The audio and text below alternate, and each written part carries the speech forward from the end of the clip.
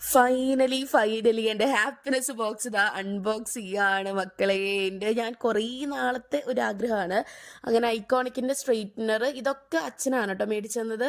ഇതെല്ലാം എൻ്റെ ബർത്ത്ഡേ ഗിഫ്റ്റായിട്ട് അച്ഛൻ മേടിച്ചു തന്ന സംഭവങ്ങളാണ്.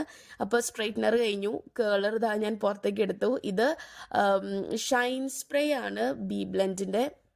അതുപോലെ തന്നെ ഹോൾഡിംഗ് സ്പ്രേയും മേടിച്ചിരുന്നു, സിറം മേടിച്ചിരുന്നു. ഇത് അൺബോക്സ് ചെയ്യണത് നമ്മുടെ ഐക്കോണിക്കിൻ്റെ തന്നെ ഡ്രയർ ആണ് കേട്ടോ. പക്ഷേ ഈ ബോക്സ് നിറയെ പൊടിയും കാര്യങ്ങളൊക്കെ ആയിട്ടാണ് ബോക്സ് വന്നിട്ടുണ്ടായിരുന്നത്. ഐക്കോണിക്കിൻ്റെ നല്ലൊരു അടിപൊളിയായിട്ടുള്ള കൂളും ഉണ്ട് ഹീറ്റും ഉണ്ട്, അങ്ങനത്തെ ഒരു ഡ്രയറാണിത്.